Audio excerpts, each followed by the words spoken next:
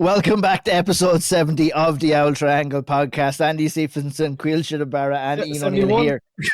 This is 71. We're after restarting this about 3 or 4 times already after intro mess ups from me. Big show ahead. Obviously, we have lots to discuss. Ian Garry has a big fight coming up. Cage Warriors went down. We had 2 big wins there for Solomon Simon and Conor McCarthy. Cage conflict, clan wars, lots and lots to discuss, boys. How are we doing today, Caoilte? Are you keeping well? Absolutely flying it now, yeah. Finally got to be put out of my misery and Burnley finally win a game. So, it's been a pretty good weekend. 3-day weekend, day off work. Happy days, can't complain. 3-day weekend for myself as well, a bank holiday, and the time that we were recording this, Andy, you didn't get that luxury today of the day off on Monday. I slaved away, just fund the taxes for Caoilte, and I paid some taxes over in Canada as well on the slide, just so you could have a day off as well. So congratulations, lads. You're welcome. Good man. Fair play. I don't know whether you can hear now. I'm a little bit under the weather, so I'm hoping the guys can kind of carry on. You don't sound too bad. You sound okay. Sound okay, yeah. I feel a little bit of a head cold going on there now, but not too bad. But that I couldn't miss the opportunity, boys, to come on and chat some MMA, because it's been a busy old period in the world of Irish mixed martial arts. I think an appropriate place to start is the announcement of Ian Garry versus Joaquin Buckley, December 14th, over in UFC Tampa. It'll be the UFC on ESPN 63 main event. So we have an Irishman in a main event in the UFC that's not called Conor McGregor.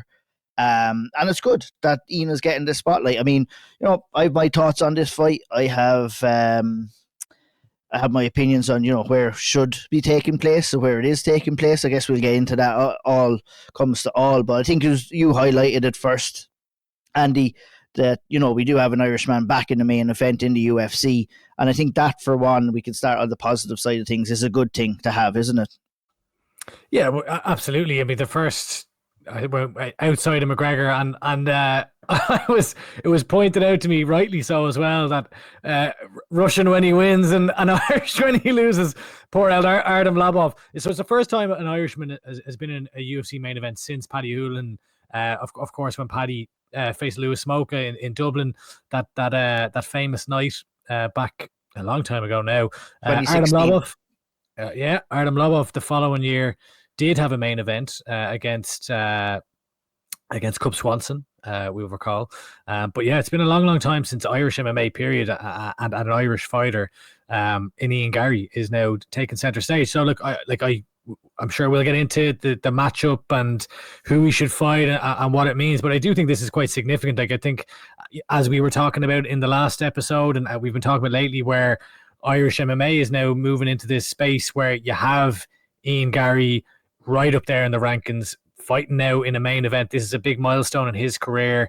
It's a new platform for him within the UFC. You have Paul Hughes, potentially going to be fighting for a title in the not too distant future in PFL or Bellator, whichever. And then, of course, now, which we'll mention later on as well, Will Fleury fighting for an Oktagon title. So there's high profile fights coming for Irish MMA, and I think for Ian Machado Garry, while it may not be the name that he was looking for, that the fans are looking for, etc., I do think that it provides him with a solid opportunity, that if he can go out here and start Joaquin Buckley or something like that in a main event of a UFC, well then, the sky is the limit for him as far as what comes next. But he has to go out there and do that, of course. Yeah, 100%, Caoilte. What do you think? Let's get into the matchup itself. What did you think? What were your feelings when you saw the news come across Ian Garry versus Joaquin Buckley, UFC Tampa? Initially, a little bit. I thought it was a little bit lackluster at first. I don't mean that in the most negative sense. It's more so because I had the expectancy that he would be fighting upwards in the rankings. So it came as a bit of a surprise as time has gone on, and I've looked at it a bit more. I do quite like the fight. There's a bit, and the bigger picture, it's the main event. Massive opportunity, kind of prove he's main event worthy, can finish at the big stage, and is able to headline a card. Joaquin Buckley is a very, maybe down lower in the rankings, but he's on a savage run at the moment, being the likes of Vicente Luque and Stephen Thompson. Finishing Stephen Thompson kind of kind of tees him up nicely for what type of style he could meet against Ian Machado Garry as well. That's the other side of it. So I think it could be closer than people may expect it to be, but it's a massive opportunity for Ian. And I've warmed to it over time, despite my initial reaction to the fight being announced. Good fight overall. Yeah, I mean, I wasn't that excited when I seen it, if I was being honest. And I think, Ian fought down in his last fight against Jeff Neal, and I feel that, he's fighting down again. It's not a good trend to be getting in, but the fact that it is a main event is obviously good. I think there's no doubt about it that Ian Garry wins this fight, to be honest. It's just how he wins it, and how he wins this fight is going to be very important to what's next. Because I don't think the UFC brass were too impressed with his performance against MVP. So he's a good opportunity to come in here against Joaquin Buckley and try and get a finish. What does he have in his favour? He has 2 extra rounds to get it done. This being a main event, this being a 5-round fight, I think that bodes in his favour as well. And I mean, that is what I'm looking at. It's like they're giving him an opportunity in a main event to create a statement win. Now, Joaquin Buckley can't be snuffed at, but I just think, if this fight plays out on the feet, which I really expect it to do, I think Ian Garry is far more of a technician on the feet and far more of a sniper on the feet to be able to kind of deal with what Buckley has to offer. I think his footwork is much better. I think, Stephen Wonderboy Thompson showed how to beat Joaquin Buckley until he got caught, and I don't think that Ian Garry will make those same mistakes. Andy, I'm curious to hear what you think about the fight. The last kind of couple of sentences that you had there, I agree with that completely. Like, I think that, look, the way you do sell this is, for anyone saying, like, the likes of what you're saying there is that Ian Garry should go in here and win this comprehensively. Yes, however, the sell is you have Stephen Wonderboy Thompson, who's just fought him, who is a tactician, who is technically a better striker than Joaquin Buckley, and was winning a fight until he wasn't, and that Joaquin Buckley has that power, he has that potency. Now, I agree with you. I think that Ian is, well, when he's younger, he's Thompson's kind of on more the tail end of his career. I think that Ian's quicker. I think Ian's strikes are more potent in the damage that they can do. I would agree with you as well on the 5 rounds versus 3. When we look back to, say, the Neil Magny fight, where it seemed that Ian was kind of playing with his food a little bit, or maybe not. He wasn't pushing for the finish, I would say, in that fight. Well, I wouldn't be surprised to see him put on a similar performance here. And I do think Buckley is a guy that will come out. Gary's fights have not, the last few have not been, the last one especially, not been the most entertaining, I would say, though. Even though the MVP one was a very solid win, I think that Buckley is going to come out here swinging at Garry, and I think that will play into Gary's game, the counter striking, and it'll be very interesting to see how it plays out. But I would definitely expect Ian to go out here and get the win, and I do think that it tees him up. If Ian Garry is who we think he is, who we've seen him to be, and if he has the ceiling that we believe, then he will go out and finish a guy like Joaquin Buckley here, and then as you said, you're in a lot stronger of a position after coming off a finish over a guy who's on like a 5 or 6 fight win streak in Buckley in a main event, rather than eking a decision over MVP to then start calling for shots. Even though I would have loved, and I believe he could have gotten those. I think the problem we talked about is very, very valid point, Andy. I think we talked about at the time of MVP is when you talk like Ian Garry talked ahead of that fight, and you go out and fight the way you fought. It crippled him, to be honest. Do you know what I mean? And I think that's what's kind of led to this. Like, you go out and talk a big game. What the UFC wants you to do, what the fans want you to do, is deliver. And so I think Ian kind of crutched himself a little bit with the way he was talking. It'll be interesting. I don't expect it to change, to be honest. But when you continue to go out and talk like that, and you don't go out and finish Joaquin Buckley, and it leaves you in a precarious position as well, to be honest, in my opinion. So, he's putting the pressure on himself here. I think there is a world where he does go out and get the finish, but there's also a world that we have to talk about, Caoilte, where he doesn't go out and get the finish as well. And, what happens if he goes out there and not necessarily ekes a decision? Will the UFC want to be having Ian Garry finishing fights to build him up towards the title shot? it's a fight where, you know, you can go out and you can win a decision against Colby Covington and you will be like considered, yeah, that's a good result. But for Ian Garry, the way he talks, and, you know, a lot of our opinion of him, if he goes out here and wins a decision over Joaquin Buckley, in certain ways, even though it's a win, he might come out of it as a loser, is what I kind of think. Am I talking a little bit crazy there, or what do you think, Wilsha? I see what you mean completely. I reckon that, yeah, if he ekes a decision, as you mentioned there, I still think he'll get to fight upwards, because I don't think you can't do it again. You just can't. But what I do think is I think they'll throw him straight into what they would I think they'd almost use him to build someone else and give him the hardest one possible. For example, it could end up with a Jack Della Maddalena fight that we would love, by the way, but they would put him against someone and maybe expecting him to lose, or hope that they bring out the best of them. Two ways you can look at it. But yeah, it might not be like a finish here could launch him straight into, you could argue, title contention with the way that division is. I think a finish definitely should get him a number one contendership fight at the very least. At the very least, but I don't think he gets that. I think he goes in against someone that would be gunning for maybe a number one contendership fight or a title fight afterwards.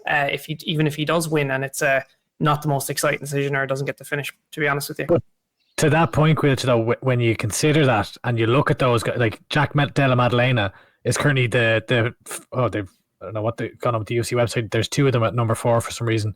I think he's the 5th ranked welterweight right now. Sean Brady is the 4th. Shavkat Rakhmonov is the 3rd. So, you know, these are all guys who are ahead of Ian Garry in the rankings. So even if they do decide to go down that route, well, to be honest, that's a good thing for Ian Garry, because he'll go in thinking, well, I'm going to go in and beat these guys. He's been saying how he wants to take them all out. And to be fair, like, while it is a different route and a different path, and it's not, you know, ultimately finishers get different treatment in the UFC. You look at, you know, the likes of an Ilia Topuria in his rise, and how much of a fucking boom and explosion he has had in that featherweight division. Ian is not currently on that type of path, but you go through the rankings. Neil Magny 15th, he's beat him.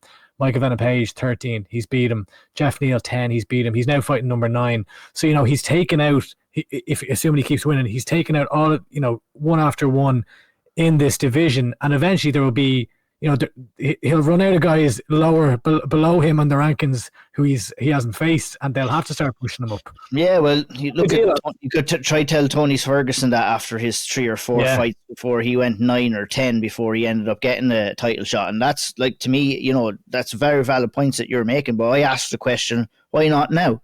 Why not Sean Brady now? Why not Jack Della Maddalena now? Yeah. Okay, timing and other things maybe getting in the way. It's, you know, it's worrying for me to see him go down this kind of path where he is being forced to fight down lower. But that's due to maybe the fact that Colby Covington didn't want to fight him. You know, there's lots of things that we probably don't know. It'd be great to hear about what he has to say. Just thinking that this is all speculative. Yeah. So, like, he seems to have been chasing a date rather, you know, while he has been chasing names, he hasn't gotten the names that he's been going for. So it seems like he was eager to fight and to get back in, which, you know, there's so many, like Colby comes to mind, obviously. Like, there's lads who just kind of sit in their spot, and like that becomes very boring. And like, when you already have fans that are kind of pissed off at you for outside the cage stuff, for inside the cage stuff, for not delivering the way that you're saying that you're going to deliver inside the cage, if you're then going to start saying, all right, well, I'm going to wait for X opponent, well, geez, that's a surefire way to piss them off even more. Yeah. So it's an awkward spot to be in, I think. I think you're right. He just wants to compete. But, you know, another thing that you look at, and maybe it would be too soon as well, but you look at the whole title situation in the welterweight division, and there was a title fight between him and Shavkat that was ready to be made. Like, I mean, you're talking about 2 undefeated prospects coming up. It's an easy fight. On another circumstance, on another day, the UFC would have made that and put that fight together in an instant. For some reason, they haven't. I don't know what's happening with that whole scenario, whether they want to keep Shavkat in there. Maybe they'll put him in with Usman or somebody like that. I'm not too sure. But, you know, when you're in the UFC's favour, you get rewarded. And when you're not in the UFC's favour, I believe you get stuck in with fights against Joaquin Buckley, and that's just me being honest about it. And it'll be interesting to see what happens. I mean, the ball is in his court now. He goes out and gets a finish. it'll be hard to deny him, and it's coming a fact that he has to try and come undeniable to the UFC right now. One last thing I want to say on this, lads, is December 14th in Tampa. It could have been. This was a tailor-made fight for a UFC Dublin card. I spoke to Dave Shaw at UFC Edmonton. He all but poured cold water on that whole idea of the UFC coming back to Dublin. The event, seemingly in his eyes, is too big, or the UFC is too big to come back to the Tree Arena, that it can't fit the site. I don't know about that. In hindsight, I probably should have pushed him a little bit more, but not looking good, Caoilte, for a UFC Dublin card. That being said, all things considered, and this is you talk about fights that you could put on there. This was a perfect fight that would have sold out the Tree Arena in no time. I think any UFC event would sell out the Tree Arena in no time, but it ain't looking good for an Irish UFC show on the horizon. No, it's very contradictory to what we've heard in the last few months when these questions have been asked to. I think it was. Did you ask it to Dana White before? And he's been asked. It's just flat out Dana telling lies and Dave telling the truth. To be honest, that's it. At least we got an honest answer this time. That's it, yeah, and that's what adds the extra bit of frustration. And look, maybe if that's how they're seeing it, and they see the UK market as a way of getting more fans, making as much money as possible, then okay. But I'm not quite buying it, to be very honest with you. I'm not. They brought. He mentioned about bringing Callum Walsh to Dublin. It was like, fair enough. Boxing, UFC is a different beast altogether. Huge. I feel like the money you can make off that is far greater, and the profile you can build for different fighters in the country is far greater than what you do with boxing, to be very honest. I don't know. It was annoying, very frustrating, and I imagine there's a lot of Irish fighters that heard that and were quite maybe frustrated with it as well, because all this time we nearly expected to come back to Dublin, and we'll definitely be back to Dublin at some point, and all of a sudden there's cold water poured on it, and happened to me too. And, I'm glad I'm not the only one that struggled with that. And it's a shame, a massive shame. So I'm not sure what will happen from here in terms of a UFC event coming to Dublin in future. But I don't know. I'm not sure if I'm quite buying it yet, though. Do you know that? We'll see. Are you buying it, Andy? I just don't think they give a shit about Ireland right now. I think we're. I don't know if delusional is too strong of a word, but they just don't care. They're not, I can't see them bringing one back anytime soon. I think that it's purely money revenue driven. You look, every single event they're boasting about, they've broken X gate record and Y pay-per-view record, all this stuff. It's the revenue they generate from the site fees as well. So basically what the site fee is that an arena will pay the UFC a lump sum of money for them to bring their show. That wasn't always the case. Any other UFC show that has happened in Dublin, Ireland, I'm kind of pulling this from the air, but I would imagine have not paid a site fee or significant site fee to bring the UFC to a certain arena. Now that's what you're getting. The UFC are actually getting paid to come to certain areas of the world now as well, which is another kind of stumbling block on an event in Ireland too, Andy. Even without having a list of locations who are paying, you can tell by the media. There's always one kind of plant media in the room where they're asking questions about the location. When they go to Utah, they're paying. I think it was Perth or somewhere in Australia. They're paying. Abu Dhabi. They're paying. It's pretty. If you look closely enough, it's very transparent as to which areas are. They didn't bring anyone down to Edmonton last weekend, anyway. That's for sure. I don't think they weren't showcasing in these montages, where to go when you want to visit Edmonton. So yeah, that definitely plays a factor in it as well. And then they're going to prioritize the likes of a French market which is booming right now, which is like Ireland was back in 2014, 2015. Of course, they had a number of English champions. They'll always go there. It's a much bigger market. There's bigger stadiums there that they can go to as well, and the prices that they can jack up there are crazy. So I just think that, and then on top of that, you don't have your biggest Irish star as an active UFC fighter right now, is not competing regularly. So that doesn't help. We haven't had success lately, or at least enough success in the UFC outside of Ian Garry, really. So yeah, it's just, and Ian's not connecting with the Irish fans in a way that they would want him to bring an Irish show back. And then on top of that, like we talk about Callum Walsh, yeah, that's all well and good. They're trying to build a boxer from Ireland, but like they did not sell that show out. They were trying to give away tickets. So like I wonder, do they, even though it's not UFC, it's entirely different, do they come back, realize, oh geez, this is a bit of a pain in the arse, and then decide, maybe weren't happy with that, and then does that have any effect on their decision to bring a UFC show back? So it's there's a lot of unknowns. We're all just speculating here, but like I think it's very, they just don't care about us. They don't care about Irish MMA right now, and yeah, I think it's as simple as that. Like unless there's an overwhelming demand or need to bring one here, I don't think we'll see one here for a long time, to be honest. Well, I'd say there's definitely a demand for it, I think, but there's not a demand for to the UFC to want to bring it here, and I think you're hit the nail on the head there. I would imagine no show in 2025 for UFC, so we'll have to hold tight maybe until 2026 or see what happens down the line. Let's move on to Cage Warriors 179. We had two Irish fighting on the card, Conor McCarthy and Solomon Simon. Conor McCarthy coming in against Gianluca Rocca. Let's talk about Conor McCarthy first, lads. Really, really good performance from Conor in that Cage Warriors debut. Little bit of a shaky start. I think he established his jab pretty well early days.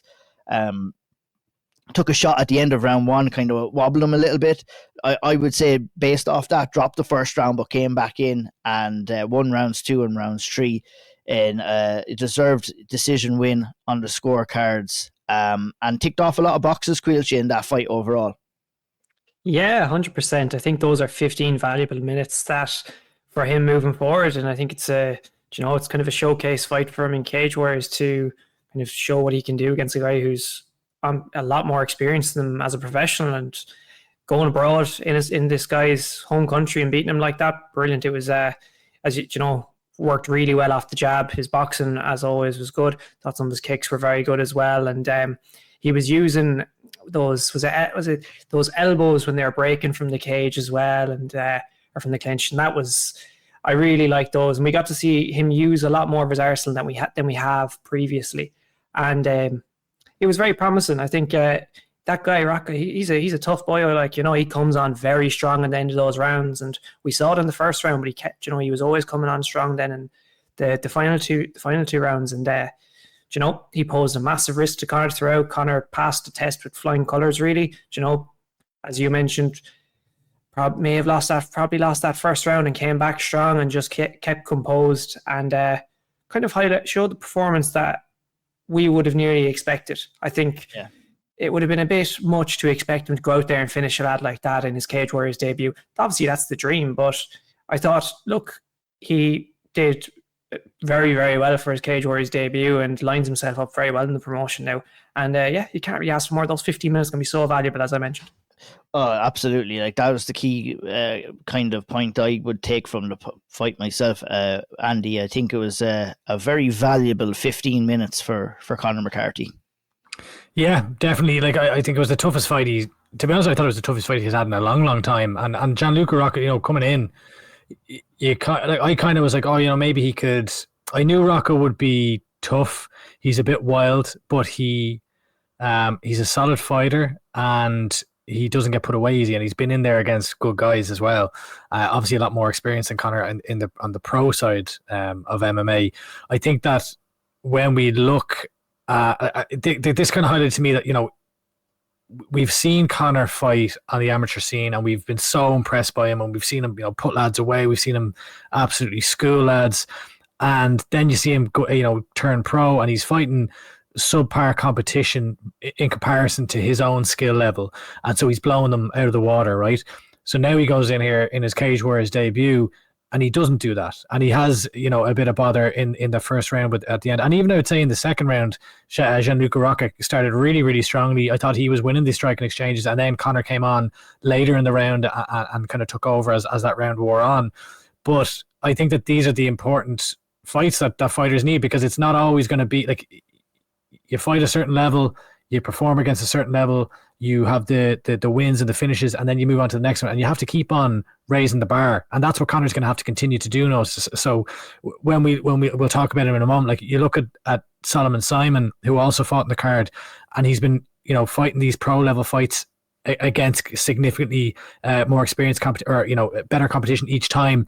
And he's raising the bar, he's raising the bar, he's raising the bar. So Conor's only coming into Cage Warriors now, and he's had all that success on the amateur scene, and he's had a couple of good wins on the local Irish scene as a pro, and now the bar's been raised. So he's going to have to raise his level again. But again, I think this is I think it's a very solid win. I think it's a really solid experience. It's not the most spectacular performance we've ever seen from him, but I don't think that's a bad thing either. And I think as you said, it'll stand to him moving forward.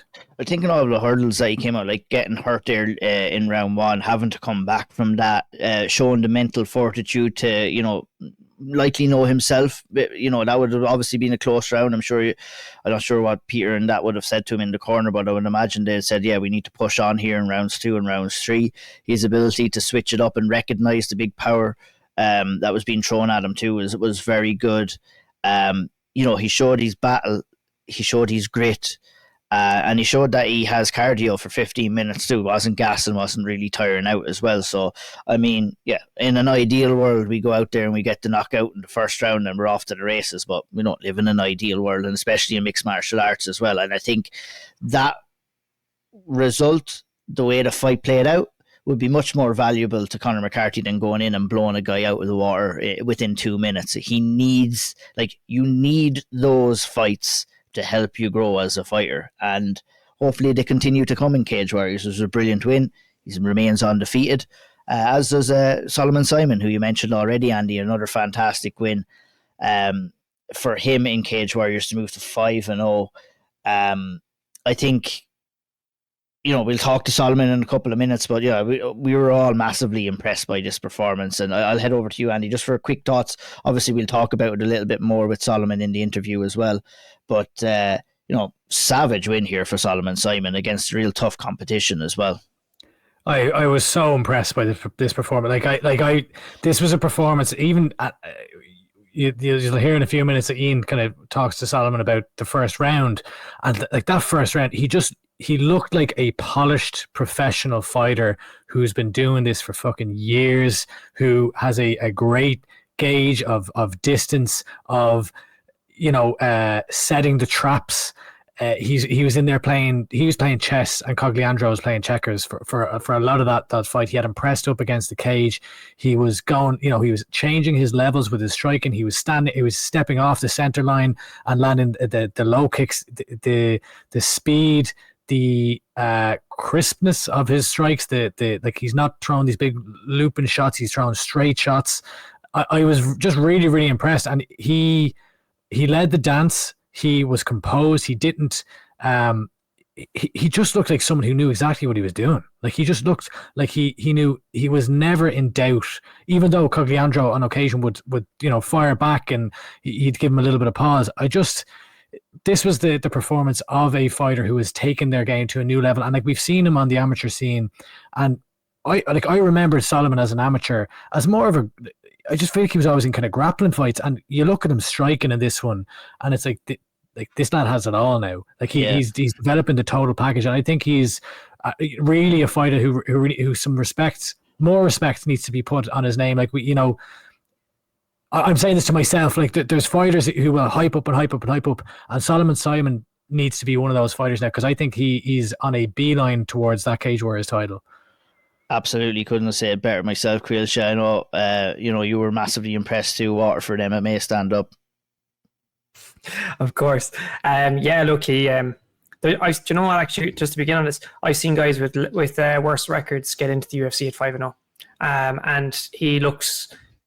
I wouldn't be surprised if he ends up in a big fight. We speak to him. You'll hear about this soon, but he speaks about that and what he wants going forward. I wouldn't be surprised to see him get a much bigger fight in the future. As for the performance, I watched that fight, and then I went back and watched the Ewan McKenzie fight, and went and watched the Marco Sarjavski, I think his name is. Watched that fight as well, and you can see those small changes that he makes, and the the small details and how he improves fight over fight using a very similar style and that forward pressure and just even cutting off angles, kind of asserting his dominance in the cage, some of the feints, absolutely spectacular, the levels that he's gone up in the space of 3 fights. And he's gone from fighting guys who are 3-0 to 13-5 with wins over extremely good competition. That performance, I think, puts him up there as probably one of the most exciting Irish fighters at the moment, to be very honest with you, that are up and coming. I don't think I could argue against it. It's brilliant performance, and brilliant win for him.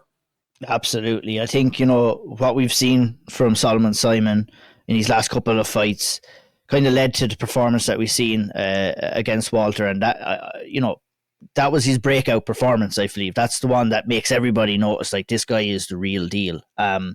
But we've waxed lyrical enough about it. We've talked about the interview. Let's head over and talk to Solomon. Hear his thoughts on the fight, hear his thoughts on the future. And we'll be back and we'll talk some domestic Irish MMA. 1 week on from a big win at Cage Warriors 179, Solomon Simon joins us there in the Auld Triangle following another buzzer beater. And there just seems to be something about them, Solomon. I'm not sure what they're teaching you down in Team Ryano Waterford, but you like to leave it late. What's that about? It's more exciting, you know, like, it's like I'm chilling for a while and then eventually I'm like, I should probably turn it up now. But yeah, that's what I'll tell myself. But I'm not looking for anything. I don't know when the clapper is on. I don't, like, it's just whatever is given to me at that time is what I'll take. So, but yeah, it's working out well. A lot of lads seem to, when, you know, that clapper goes for the last 10 seconds or even near the end of the round, when it looks like you're in control of the fight, which I feel like you were for probably all 3 rounds of that, they nearly ride it out and kind of stay safe for those last 10 seconds to guarantee the win and not get caught. But for some reason, you seem to kind of come alive in those final moments into the round and manage to find a finish one way or another. It's like, I guess it's nearly like this killer instinct in the cage that maybe not everyone has. Yeah, like, because when I'm a lot, like, if I'm looking at it all around in general, like, I'm trying to do something from the start of the round to the end of the round. So, like, it's wherever the opportunity that comes there. I'm not necessarily up. Once again, like, from the start of the round, I'm trying to achieve something. If it's like finishing or whatever it is, but I'm playing a game out in my head, and it's just whenever the opportunity comes out for that to happen. So if it comes at the end of the round, at the middle of the round, I'll take it. But I'm not gonna switch off, like, if the finish is there or if the opportunity for the finish is there or whatever it is. Like, it's just I'm in this position now, let me, like, take advantage of it. But, like, I'm not, like, I don't want to say it's like this mad killer instinct, if I'll be honest with you, because I'm just doing what I'm doing. I'm not necessarily overthinking of I need to finish him in the last so far or whatever, but I am not stopping myself if the opportunity is there. No, I get you completely. And, like, looking at that performance, like, as I mentioned, Joe, this forward pressure and kind of the way you kind of controlled and dominate that fight from start to finish, was that the game plan all the way going into this? Because you're happy to stay standing, pressure him against cage, land those big shots, move in and kind of bait him in with some feints as well. Was that the game plan all along? Because this was a guy very experienced heading into this one. Yeah, like, the extremely experienced, like I said, like, leading up 14 fights, 14-5, 5-1, 6 finishes, standing, like, I think 2 submissions or whatever. Like, he's very good overall, great record. Like, but in my head, like, I did not think it was really, like, when it comes to the skill level, like, I just feel like I have so much more to offer.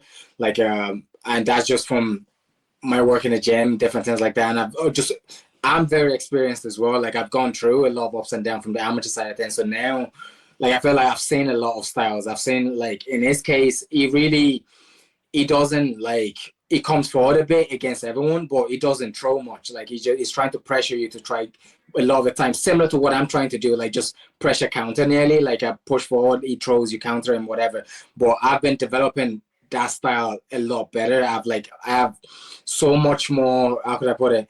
So much more tools. Like, if he goes on the ground, on the cage, wherever it is, I feel comfortable everywhere. So at that point, I'm comfortable to let go and push forward, because if he comes back at me, I know I could hurt him. I was hoping it would come, like, my whole purpose of pressing him is for him to actually come forward, but he just showed up for most of it. So it took longer to find the shots that I was looking for. But the plan was to press him back, and I was hoping to God he came back at me, so then I could actually get a decent finish or a different type of finish. But I'm still waiting for that KO. It's coming at some point. I'm sure it will, especially with the way you're fighting. Some of the shots that I know, the right hand was there for quite a lot, especially in the first round.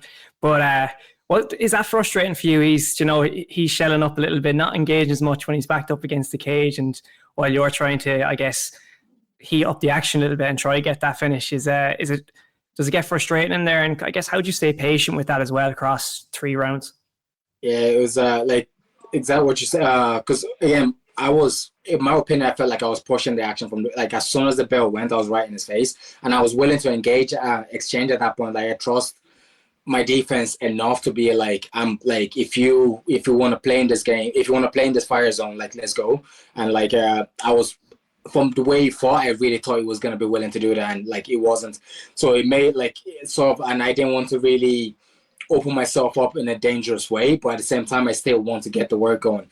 It's frustrating, but like, I think at some point I got a little bit, like, I was chatting with Bobby at the end of it, or like just yesterday when we're training, but like by that 3rd round, like, because it wasn't giving me so much, I was nearly bored to a point up until that last 20-30 seconds where I was like, okay, let me just throw everything and see what comes out of it. But I was trying to like make something happen, and it wasn't. It got a bit laxy, but like, I knew what I needed to do, so I was trying to make sure I don't end up screwing my own self up, like, as in just completely going dead and then he gets back into the fight. But it was getting a bit annoying, like, that the exchange I was looking for wasn't happening. But at the same time, I could have done better. Like, I could have maybe forced it a little bit more, do a little bit more. So there's layers I could add for my own self, but I would have liked a bit more on his end as well.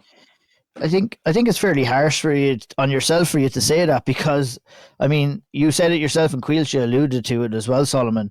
From the very first bell, you were putting them on the back foot. You dictated the distance control, dictated the striking, dictated where the fight went, basically from the very first bell. So I think, what you do need is a guy who's willing to go and take some chances as well. You just didn't have that, but still were able. We've seen maybe other early pros get frustrated and try and push too much, where you can go and get hurt. You might give up a submission or something like that. So to me, I thought that was very, very impressive by you. It's not all down to you at the end of the day. It's up to your dance partner as well. They need to be able to kind of push forward and force the action when things aren't going their way. But Walter wasn't able to do any of that against you. I think you kind of nullified all of his attacks. You had him guessing. And I mean, when push came to shove in the 3rd round, and he eventually did push the axe, and that's where you locked the choke in. So I guess you got what you were looking for, but it came a lot later than you would have been hoping. But I think to get that valuable cage time under your wings, and then to get the finish, I think I was blown away. It was a fantastic performance. So I wouldn't be too hard on yourself as well, and on not forcing the action and stuff like that. I think you ticked off a hell of a lot of boxes in there, Solomon. Yeah, thanks very much. Like, I was like, for me, it was for sure like one of my best performances so far. Like, and I'm because every time I go back and watch the previous one, I say, okay, it was like that last fight where like Ryan, like, a lot of the time with him, like, I was pressing him, but then I was just letting him off too easy a lot of times. I was like, okay, need to make sure I had that like, make that better for the next one. Also, I was spending a lot of time on the cage against him as well, like in the last fight. So I was like, if there's 1 or 2 things I feel like I could improve on for the next one, like, I'm very happy with that. And after this one, like, with a lot of the things I was trying to achieve, I was able to do that in there. And like, all that, like, the reason I'm excited for myself, because I know there's still so much back that I still need to add on to it. And like, the next one is just an extra layer on top of that, again, to a point whereby I want to get, like, I want to be able to make as much decisions as I can without him. Even if he's not engaging, I still want to find a smart way to take him out, like, without putting myself at too much risk. So, like, safety first, that's my approach to this game. Like, I'm like, the whole point of it is to hit and not get hit, but I can do that in that zone with the right approach, with the right training, with the right everything. I think I'm getting there. And like, what I have planned for myself and what I would like to achieve, like, I'm excited to see if I could just keep this trajectory going, and we'll see what comes out of it. But going well so far.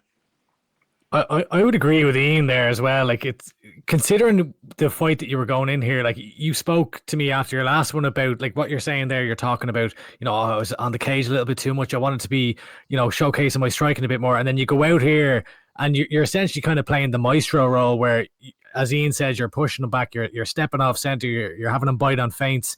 And it looked like you were in kind of like a flow state, but not just that, you're doing that against a guy who's got 20 professional fights. Like your first few fights were against guys that are 0-5, 2-3. You're in Cage Warriors. You take out 2 undefeated early prospects that are 3-0, all finishes, and then there's this big jump where, like, I remember talking to the lads when we first heard of this fight, we were like, whoa, like this is, the way I kind of talked about it was like Walter's not necessarily. He's someone who, like, I could see them putting in, like, out of nowhere, having not fought on Cage Warriors, they could just put him directly into a title shot. And like, he's not, he hasn't beaten like the best of the best or anything like that, but he's got some really great experience and he's no pushover and he's got finishes. So like, this is a tough fight. So to take a fight like this when you're only 4-0, like, what was when this name was put across the table, like, why were you like, oh yeah, this is the fight I want to take? Because many would not. Like, it's a big jump up in experience, and obviously you pass it with flying colours, but like, why did you want this fight? Yeah, I think so. Initially, at the Prince fight in September, fight week that fell through, and then like been trying to get a replacement during that week. Nothing was coming up, and then leading up to this one, like there was an offer for the London one. I was like, I'll take that. Didn't work out either. And then when this name came up, I was just like, at this point, I know I needed a fight no matter what. So at this point, whatever came up, I was gonna take it anyway. But it was more like when the name came up, obviously Andy, Bobby, they had a look as well, and then they're like, they feel more than confident in me taking it. Like, and they train me, so they know my skill level, they know what and like, so whatever they say on that point, I know that's here. But whoever they give me, I'm gonna take it. Like, that's just my view on it. Like, because my plan is to beat everyone at some point anyway. But I can't be silly enough. Like, I still take they have the final say in a weird way, because I would say yes to anything, but they would say yes logically, if that makes sense. Like, so like they were happy with it, and they like think I'm more than able, and I'm like, I'm feel more than able for anybody. So either way, it was going to be that case. Like, I know, like I said, he is very experienced, he is there, but I don't know. Like, I maybe just trust in myself, I suppose, but I did not feel that threatened going into this at all. Like, and like, I was listening to a few shows talking about it. I think you guys were talking about it, and I was Severe as well, like, about could be a risky fight. I was like a very experienced guy, and I was just, maybe I felt delusional when I was hearing it, because when other people were saying it, in my head I was like, nah, this is gonna be a walkthrough. I texted I texted like manager like the night before the fight. I was like, I'm gonna make this look so easy, like, and because I truly believe that. Like, I'm very confident in a lot of places. Like, I'm good grappling, wrestling, like striking, like, because I have so much covered that I'm like, wherever it goes, like, I'm comfortable there. So if that's the case, then I don't care who it is, you know what I mean? Obviously, like, the level goes up as you go up more and more, but I'm also going to be leveling up. So for now, I'm ready for anybody. But obviously, that's why I let Andy and Bobby make those decisions before I end up getting myself in trouble. At some point during the fight, I think it was the commentator, I think it was Nicole DeSegni, I think it was, she actually mentioned the fact that your amateur experience was definitely shown. I think some of that, as well as you got, despite having 5 finishes, you have a lot of time in the cage as a professional as well. But she was highlighting the fact that it was really shown because you didn't look like someone who was 4-0 going into that fight. And I kind of wanted to get is like how important have these minutes in the cage been as a pro for you, and how important were they as an amateur as well, in terms of when you're going up against someone that's, as you said, 13-5-1 and extremely well experienced, to be able to have that confidence? How important is all that experience to you?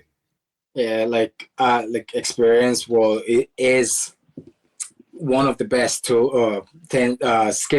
Sure, so I don't know if you call it a skill, but it's like a very good asset to have. Like, and that, like, the amateur side of things was rough. Like there was like going through losses sometimes as well. And that's like great. Like, Bobby, we've been through this journey for a long time. Like I've talked about it before, but just having someone there that believes in you, and then also like just when you're down, like pushes you back up in that sense. Because those all, like, I didn't freaking run through everybody in the amateur side of things. Like on a like kickboxing, I had to go few, but like on the amateur MMA side of things as well, like I was trying, and Bobby was encouraging me to take on the best names, and I was willing to do that, put myself at risk. It wasn't like trying to say, okay, I need to get the next win, get the next win. It was more like get the next fight, and the harder the fight is, like I'm gonna gain something out of it, win or lose. And a lot of the time, it was the losses that I learned the most out of.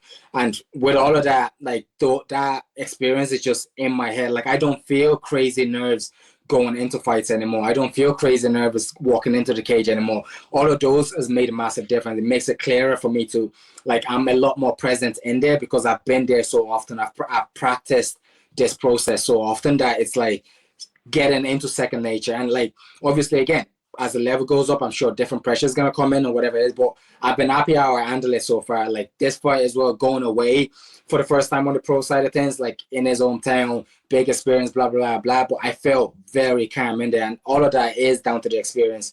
And my style of fighting is where I take risk without like calculated risk, in the sense of I like taking my time in there. I don't want to go in there and just like freaking throw everything out and then nothing works. I'm like, oh shit. Like I want to see what you're doing. I want to read the patterns that you're giving me, and then I will make my decision as that time goes on. Time allows me to do that. The experience have allowed me to do that. So yeah, the experience has been big. It's been very, very useful.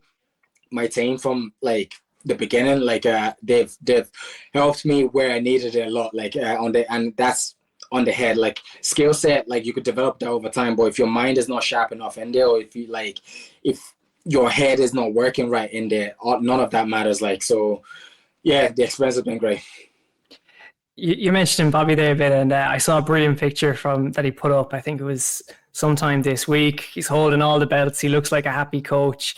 With you've had a lot of success down that gym this year, and not only did you get to bring him a bit of happiness last weekend, your brother was in there as well up in Clanworth and was able to pick up a win. And like, I'm aware he went through a really hard time with injuries, and he only recently, I know you guys got to share the two cards together, but now it's a case that he's really active again in the amateur scene, got to pick up the belt.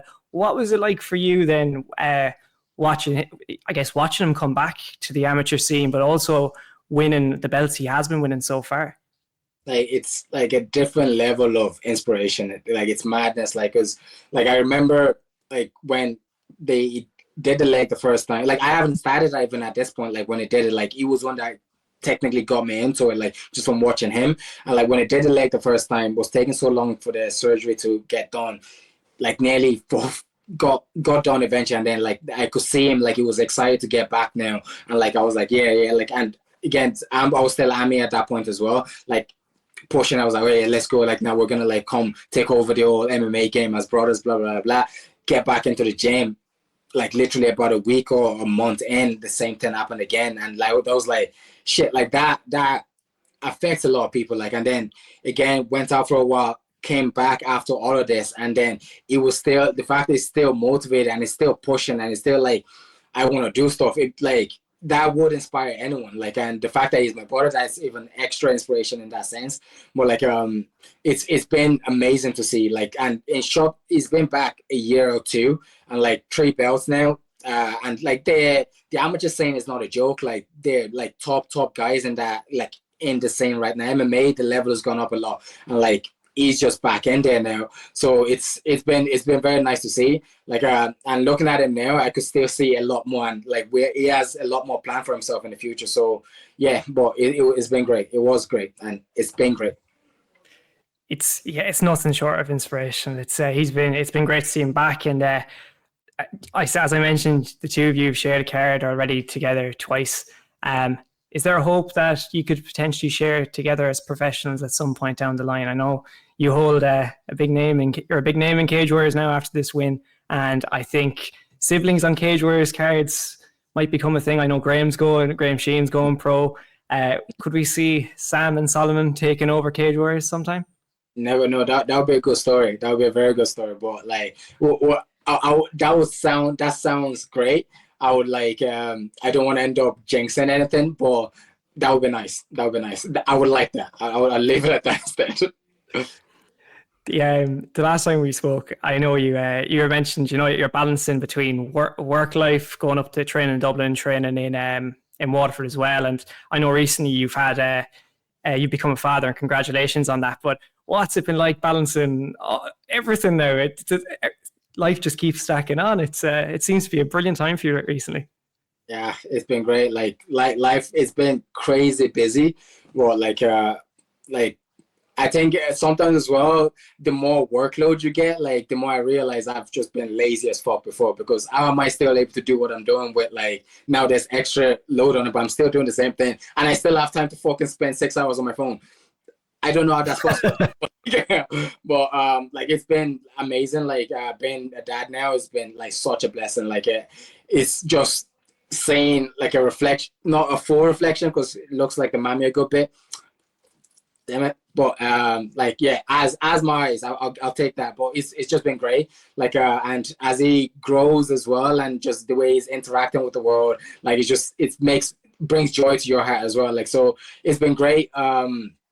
Work still, like, the standards still need to bring money in. Like, so still working, training, like, head up to Dublin a couple of days a week, and then Waterford every other day then as well. So it's all been good. Like, everything is going well, and I'll, like, touch wood, like, we'll keep it that way. But I think it's been the work I've been putting in for a while, and like, it's slowly starting to manifest itself. So I'll keep it going, and I'll just keep adding layers onto what I'm doing for now.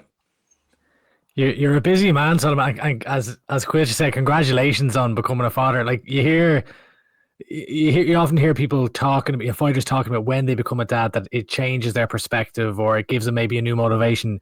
Have you found, like, how has fatherhood changed your life, I guess, and do you notice it from, because there's fatherhood from just life, and then you have an MMA career where you're spending a lot of your time dedicating it to your craft. Has it changed your perspective at all? Yeah, so I think in life, and I'll say in MMA as well, I think the biggest thing I've noticed, or like, I'll say has not even changed necessarily, but like creates a different kind of urgency. I think I'm just a lot more now, like, spend less time trying to decide on something. Like, if I need to get something done, I I have to do it, because I don't have as much time to waste on little things. And then with a family now, like, on the MMA side of things, it's like, financially, I'm like thinking about that as well. And I'm like, okay, like, so it creates a different level of urgency, and it lets me know, like, I need to make this work. So that makes me push harder in different ways, or whatever it may be. But it's having, like, someone to look after, like, outside of yourself, like, it really does drive you in a different way. Like, as in, because it's easy to, like, give up on yourself, I'll say, or not do something for you, because you're like, it's just myself. But when it's someone else, like, you can't make as much of an excuse. So that's been the main thing. I feel like it's just made me a lot more urgent with everything I'm trying to do, and it's like, I need to get this shit done. So that's been it. Like, that's the biggest thing I've seen so far for myself anyway. What does that look like as far as your goals? Because obviously, like, you can correct me if I get this wrong. I think you work in biomedical, is it engineering or science? Yeah. You mentioned the full-time job there, but then, you're probably not getting paid a whole lot from MMA right now. So when you have, you have a kid at home, you've urgency, as you mentioned there, needing to support yourselves.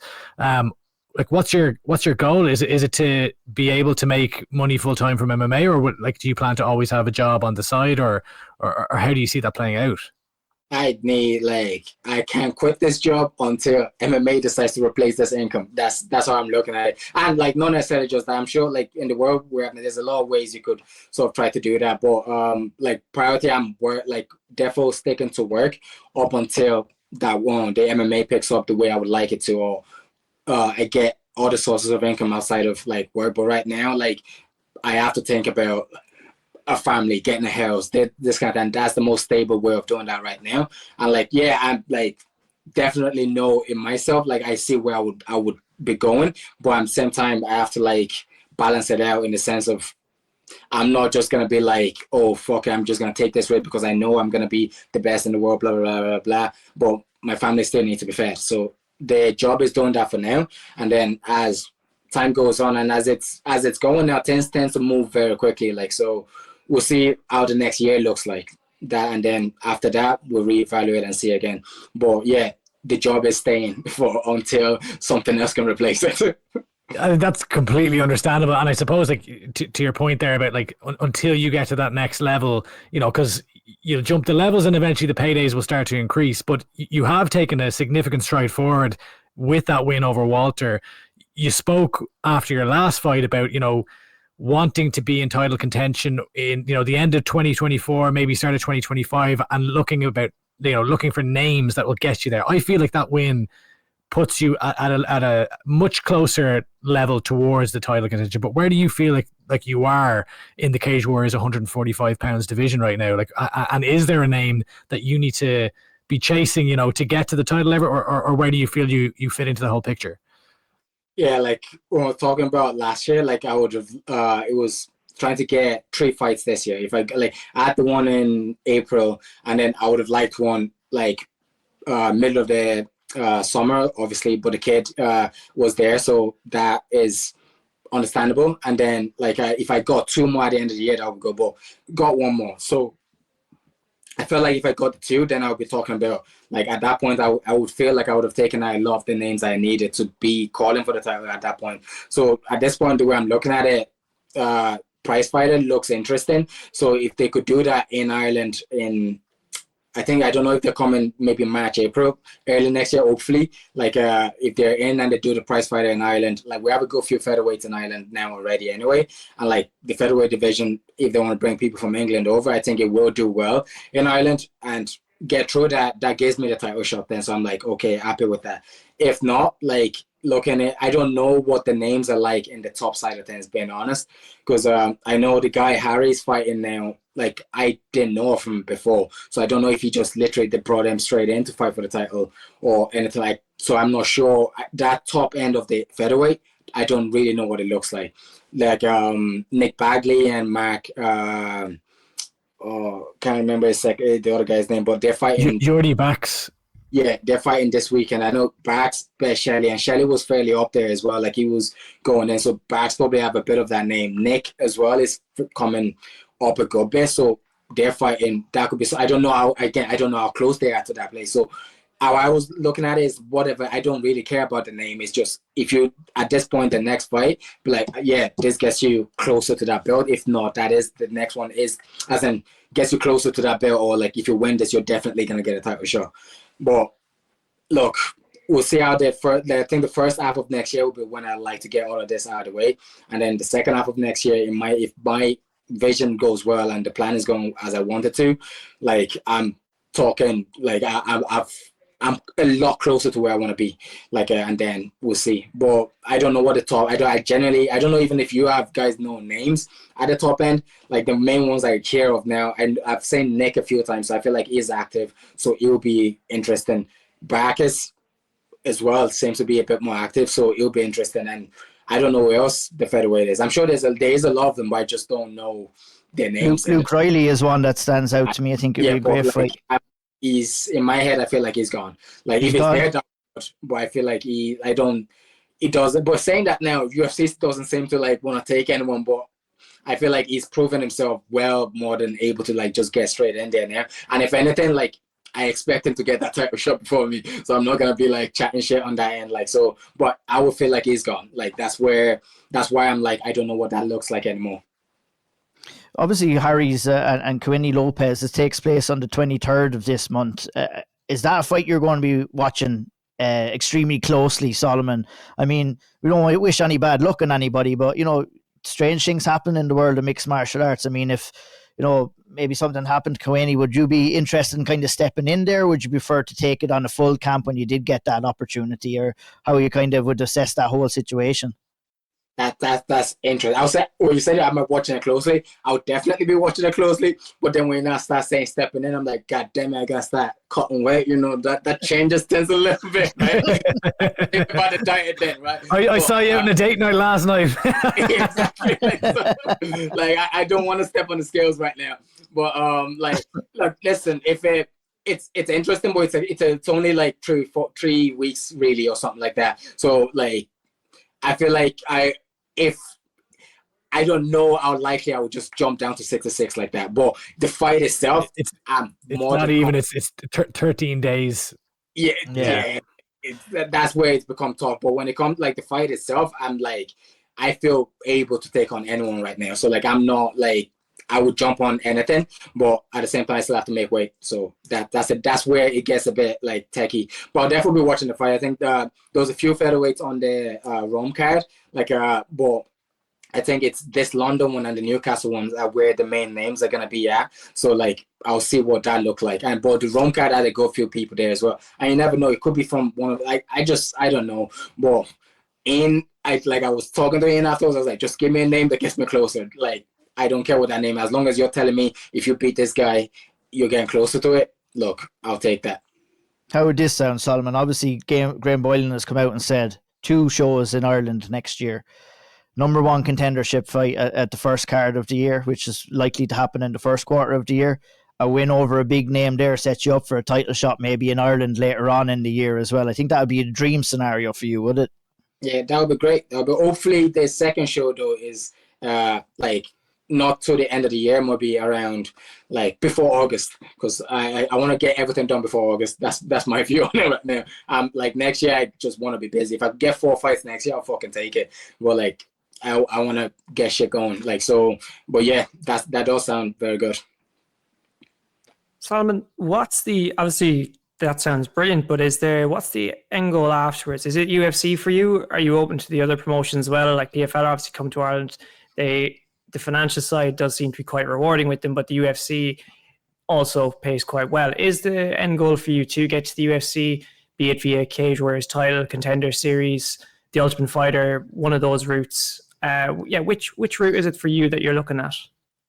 Yeah, like end goal, like from the reason I came to Cage Warriors is because I was like my vision is the UFC. Like I had a couple of options outside that could have probably given me a better start financially than I am on now. Like, but again, the UFC is where I want to get to. Like that's really like I know like it's kind of ironic because like when I'm talking about the financial side of things, like if I know the likes PFL, like there's other options there. But I feel that's just where I've been envisioning myself for a while, and that's where I feel like I'm like in my head I want to be the best, and I think the name like not necessarily like there's a lot of good fighters in every other promotion now anyway, and like a lot of top fighters that will challenge people in their ball. Branding wise, like people associate the best in the UFC, so that's where I want to go there and challenge myself against all of those kind of heads. Like and like I think financially it will work out as it would work out like over time. I think even just having that brand on you really could set you up in other ways as well. So the end goal is the UFC, like not the end goal, not getting in being the end goal. The end goal is the title in the UFC. Like that's where I'm trying to get to long term, and then we could start, and then I start reassessing again after that. But short term, again, it was get from the beginning of my pro career, like get to Cage Warriors. I'm in Cage Warriors now. I'm doing what I'm doing now. I have a few more there. Next year, I'm open to like solidify myself there. If I get the title by the end of the run, like great. And then Contender Series is usually in August. Jump on that UFC debut October next year. That's the vision. That's the dream. Am I being delusional? We'll see. Not at all. Not at all. I mean, I asked the question, and I can't remember who it was, but I'll ask the same one to you because the whole structure within regional MMA, while we're talking about Dana White's Contender Series, we've seen a lot of fighters make that jump across, maybe before going and fighting for a Cage Warriors title. For you, Solomon, what would be more important to you? Would it be grabbing that title, going over there as a Cage Warriors champion, or if things didn't work out that way and that call came to the Contender Series? It's a very difficult call to turn down if you do get it, isn't it? Yeah, for sure. Like, because I think like the belt would be beautiful. Like, I would really want that, especially with the names that have had that belt before. Do you know what I mean? Like, so that would be ideal, and that's what I was saying. Like, early next year, get number 1 contender show and then get the title in the summer before August, because if August comes around and like that opportunity comes, it will be very, very difficult to say no to that. Like, do you know what I mean? So that's all I'm looking to get everything I need to get done before August. That's how I'm looking at it. And like and hopefully all working out well, I get that call in August, go there and make a statement, and then like we're looking like we're in the door now for the next chapter that I'm looking at. So like if I get the belt, great, that would be ideal. Get the belt, contenders, get through that, or get the belt and UFC be like, this guy is too good. Let's get him straight in. They don't seem to be doing that with anybody. They don't seem to be doing that with anybody. So like I'm trying to be as like realistic as possible. Like so I'm like, yeah, like I think I go fight for my contract if I have to. I don't really care. Like because either way, they're all gonna get it at some point. Like so I'm happy with anyone. Like so it's just as long as I'm like as long as it keeps going the way I'm going, it's going like. I would knock down and break down the door soon enough. Yeah, good. Solomon, you keep on saying about getting that number one contenders fight and then to the title, but like I think there's you mentioned yourself. There's not that many with Riley now potentially being gone from the Cage Warriors featherweight division. Like he was supposed to be on contender series. It fell through. The probability is he may end up in the UFC straight away. There is a gap then because it's the guy that Hardwick's fighting right now. The last two he's fought. They're not known quantities in Cage Warriors, and you're a guy who's 5-0, 5 finishes, just taking out an experienced 20-fight fighter like Cogliandro. I think there's an argument to be made that you can put your name forward for being the next crack at the belt. Like I don't think that's crazy to make that argument for yourself. So like, would you prefer to have one more fight before the title, or would you be happy to go straight in if they offered you a title shot, for example, come the next time they're coming to Ireland? Would you be happy for that to be your next fight? If they offer a title shot, like it would be silly enough to say no. But like generally, like even from talking to Bobby and talking, like I would like one more. And like I know, like I like one more for more experience. I would like the prize fighter because that gives me 2 more. Like I like getting reps. Like there's still so much development to be made. Like I like that version of me is still like minuscule in comparison to what is possible. Like, and so I just need more reps in there with people to actually like bring out the vision I have in my head out there. So like, but if like I could do it over 5 rounds if that's the case. Like, just I'm not really like if they offer that, I'll take it. But like, I would like one more, and like I think that me giving that vision, that me keeping that in my head, that one more, that makes me a bit more like just helps me push more in training in the sense of like I could like develop a bit more and do whatever it is a bit more like. But if the title comes, I'll take it. But in my head, like I just want reps, like, and the more people I could face, the more style I could face, I get more reps that way. So like I expect I know the argument is there, and if I really want to, I could push for that argument.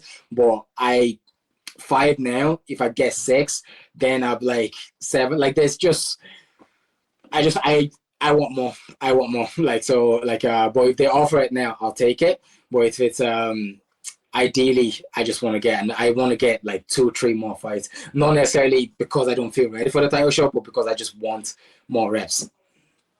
Love to hear it, Solomon. And look, we're not sure what's next, but hopefully it's something exciting, and hopefully it's in Ireland, and we get to see you early Q1 of 2025. Thank you so much for joining us, and congratulations again on the victory. Thank you very much. And congratulations on being a dad. Yes. Yeah, massive congratulations. Yeah. Thank you. All right, boys. Let's talk some cage conflict and clan wars. We'll start off with cage conflict fight. Was it last weekend? It was last weekend. Yes, it was last weekend. It was a busy one for me, but we caught Cage Conflict 6. Good fight card overall, Andy. Obviously the lads up at FAI, they know how to put on a cracking card, and I had plenty of action on it as well. Take us through that card to the best of your ability. Yeah, I was going to say I'll kind of go rapid fire through this because we're a little bit tight for time today, and obviously this was a couple of weeks ago at this point, but a really solid card. Obviously I'll go top down. Top of the card, main event, Mario Di Stefano versus Corey McLaughlin in a professional fight, which is always great to see. I love a domestic clash, and this was a brilliant scrap. I thought it was very evenly matched. Mario ended up defeating Corey via split decision, 28-29, 29-28, 29-28, and it was a really close fight. I would say that the round 3 was the most definitive one in that Di Stefano was on top for pretty much that entire round. I think it was. I don't think you could make an argument that was a McLaughlin round. Round 1 and 2 were pretty close, but I would have given the first round to McLaughlin for. I think he kind of sealed the deal with the submission attempt that he had. He had a kind of guillotine there for a while, but round 2 was very, very close. And to be honest, it was a little bit hard to see when I was watching this, just with the camera angles. It was kind of one camera angle, and oftentimes not his fault. Aaron Wallace was just doing his job reffing, but it was kind of hard to see what was going on at times. So, but look, I think it was a very entertaining fight, back and forth. Both lads, I think I wouldn't be surprised if they're both sitting at home saying I won that fight. But one I think that'll stand to the two of them moving forward. And again, I love seeing the domestic ones.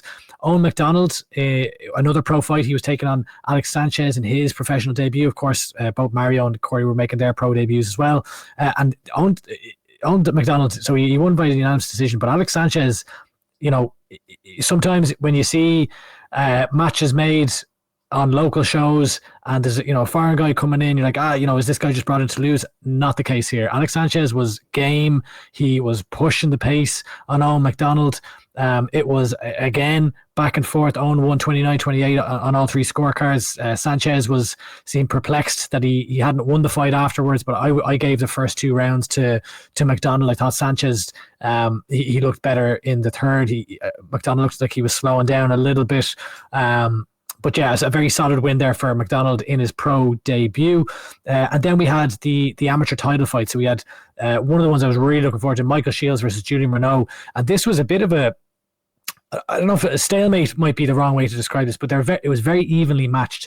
And in a lot of the rounds, to be honest, or in almost every round, it was back and forth, and there was a tough one to score, really, was it? Yeah, it wasn't like there was these hugely impactful shots on either side. There was back and forth grappling. Don't get me wrong, both lads were landing, but it wasn't like these huge, there was no knockdown. There was no, it wasn't one where you're like, I have a definitive answer here as to who's winning each round. I thought that Shields did edge it over the 3 rounds, and I think that the right guy won. But again, a split decision, so it's 29-28, 28-29, and a 30-27. So you can see the disparity there between the scorecards. It was a tough one for the judges to score, in fairness.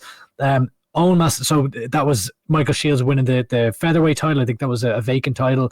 Similarly, Almas Oliver, he's looking phenomenal. Dale Sheridan looked really good. They were talking about his, apparently he used to hold the Irish record for both bench and deadlift. We've seen him.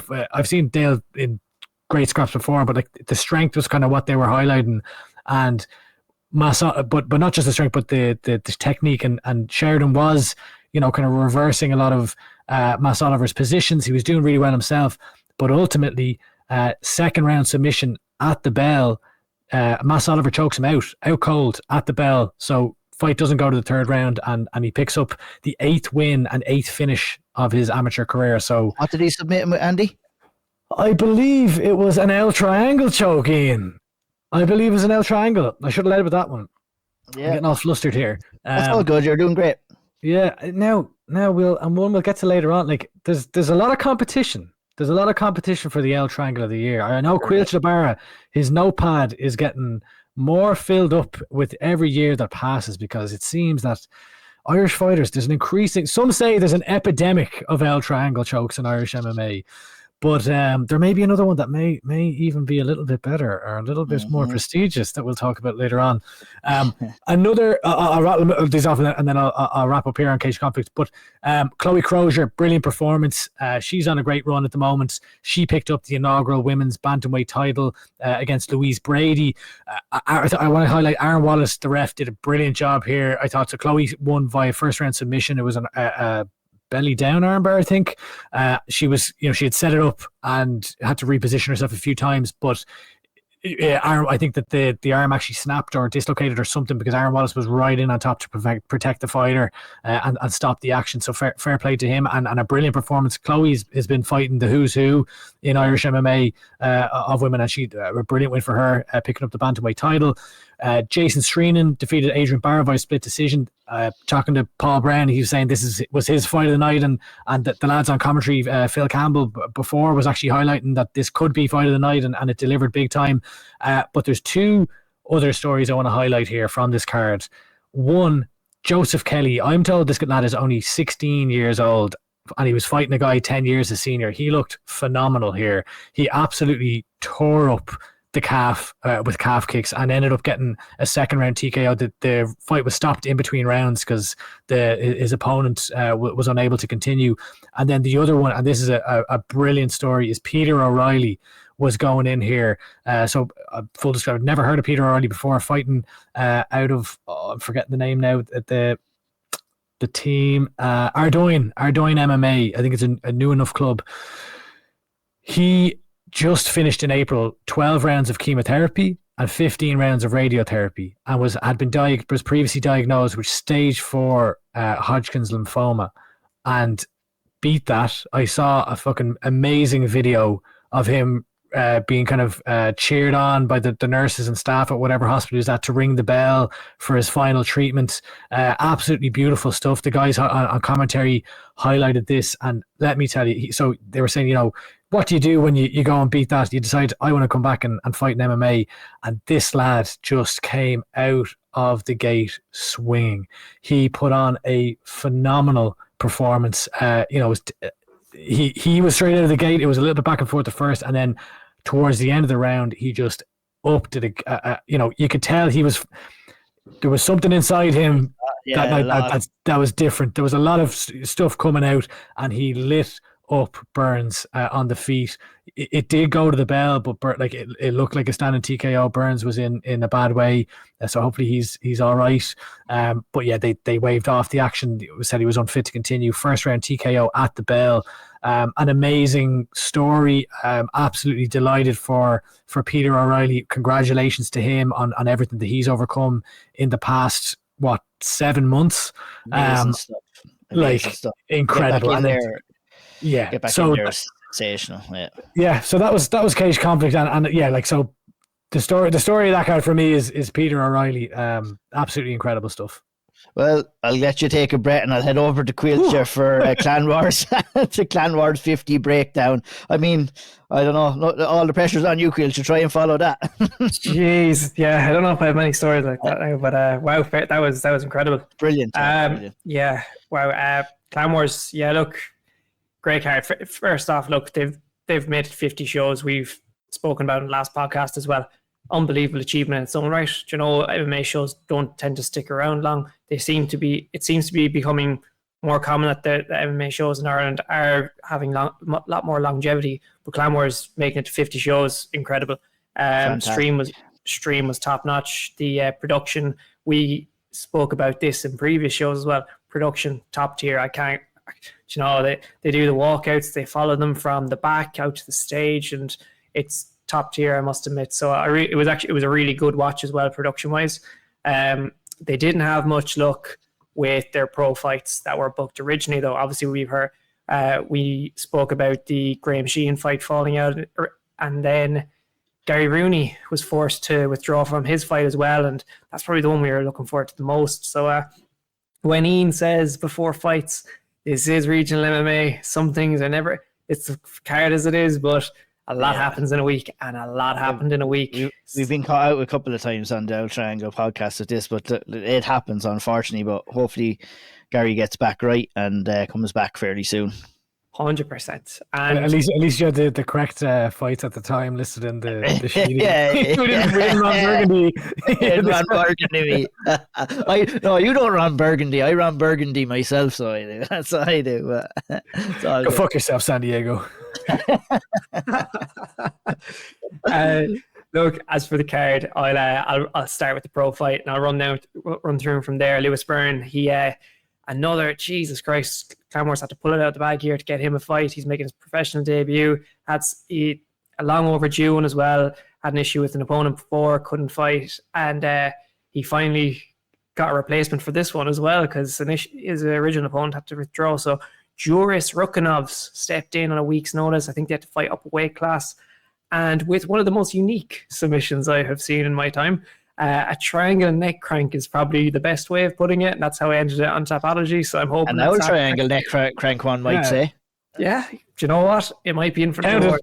We might have to broaden our horizons. We only do like legit like triangle chokes, but maybe arm triangle. We can broaden our horizons a little bit, but I don't know. We have a lot of competition already with the standard rule set for the old triangle of the year winner. It would have to be like a flying L. Who was it? Was it one of you said it would have to be like a flying L triangle or something? Flying L triangle. I can't wait for the day we see one. Yeah. But this, look, it was unique. I listened to, I listened to Andy Ryan, he's speaking with the Energized lads, and he said to them that he's always doing, I think he's calling it hippie shit. So he wasn't surprised that Lewis Burn managed to get a submission like this, and it was unique. Your man Rukanov's in his later placement, he came in, rushing in, trying to get a takedown. He managed to land, lands kind of a glancing right, no power in it. Jab cross from Byrne kind of stops the pressure from Rukanovs, puts him on the back foot a little bit, and then from there, Rukanovs tries to kind of get a hold of Byrne. Byrne gets around the back, takes him, drags him down. Rukanovs actually has the head. It's a really strange position. I'd love to hear a breakdown of it properly from like a jiu-jitsu expert. But he drags him down, and Rukanov still has the head, and somehow the flexibility, Jesus Christ, Byrne managed to lock in this triangle. It wasn't a reverse triangle, which it initially looked like it was going to be, but lo and behold, it was kind of a crank, and off the mark he is with his pro debut, in his pro career, 1-0, and a good showing from him. And I'll fly through the other ones now. After the main event, I'll start with the one that Andy called the work in the build-up. Whoa. Oh, this is slander. I never said blasphemy. Sorry, Andy. Caoilte is coming for blood. I never said blasphemy. Not the fight itself. I apologize. The actual the build-up. You mean I spotlighted the fight and raised its profile? I think that's what you mean. I think you did. I was so invested after that, Andy. I was so invested, and look, it delivered. They got some pop from the fans. It may not have been, I guess, the barn burner on the feet that maybe people would have got the impression of from the build up and the video that we saw, but it was, it was. See, I told you it was fake. I told you it was fake. What? I mean, sorry, I never said that. I never said that. The way. What was the fight in the UFC this year that was the same too? That they almost bet each other at every. Oh, it was Maguire and Manel Cap. Manel Cap, that was the one. Oh, that's right. Yeah, remember that? Like they almost bet each other. And then they got locked inside of a cage and didn't want to get. That should be down as one. Get the security in here before a fight breaks out. Yeah, like that was insane. It was like such a letdown. But anyway. No, in fairness now to the two lads, they were they were active, they engaged. It was a very more so heavily grappling. Halpney looks fantastic on the ground. I must admit, he really kind of showcased his grappling, the range of kind of reversals, sweeps, like what he could do. Brilliant, kind of typical game plan from him. And I think he took the first 2 rounds dominating on the ground, and then McCarthy actually he switched it up, and he was on top. He was active, dominant, took the round, but look, wasn't enough. More so a grappling fight. Good end to the card. It was a good end to the card, and that puts that rivalry between the two boys to bed. So fair play. It got people interested, and I couldn't wait for the fight to happen. So look, good win for Peter Halpney, and I think he retained the title. I think he retains the title or he wins it. I do not have it in front of me. We'll move on.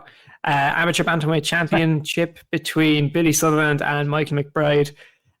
Decision. To be honest, the story of this fight is the timing and the dominance from Billy Sutherland with that takedown. He was able to get that double leg at will. And when he's on the ground, he doesn't just kind of sit in position either. He's trying to advance. He's throwing shots. He's keeping active. And he kind of did this throughout the fight and dominantly took it 3 rounds for him. Unbelievable. Takes the Bantamweight Championship in Clan Wars. Then this one, I'd say it split a few opinions. Sam Simon and Darragh O'Sullivan. Sam for the lightweight belt. Sam Simon took took the belt. Split decision, 30-27 to Darragh Sullivan, 29-28 to Sam Simon, and 29-28 to Sam Simon. So you can tell from those scorecards alone that this was a close fight, and it was I'd have hated to be a judge. Nightmare. I reckon I put it down to that second round, which is probably kind of the toss-up. The first round most definitely went to Darragh Sullivan. He came out like striking like a sniper. It was brilliant. I think he's a southpaw, through lovely left hand straight down. He hurt Sam Simon early doors, and the shot selection from there. You know, he got another straight left, nice little short hook in there as well. Sam, he managed to recover well, got the takedown. O'Sullivan nearly gets an L triangle of his own, and geez, it was all happening. But near the end of the round, massive head kick from Darragh O'Sullivan, and I have to admit, Sam Simon, granite chin. Oh my God. That first round, tough one. Came back from there. I think second round was probably the toss-up. Both trading a few kicks. Nice shots from O'Sullivan. Sam Simon answers back with a few. It's that second round is the toss-up for me. I don't know. And then in the final round, I think it was more so all Sam Simon from there. He was active. He was mixing up his shots, flurry hooks between the body and the head. Almost dropped him with a short right hand as well. Darragh Sullivan with a lovely throw at one point as well, but no, it was Sam Simon's round for the third. That second is definitely the toss-up in that split decision for me personally. And great fight. And Sam Simon takes home the good weekend for the Simons. It was indeed. All right, I'll fly through the last two here. Nathan Chambers, look, brilliant. He got a rear naked choke in the first round over Brian Damien. This lad's slick on the ground. He made it look easy, to be honest with you, as soon as it got there. Brilliant. The Irish Taco, I think his name is one of my favourite nicknames in Irish MMA.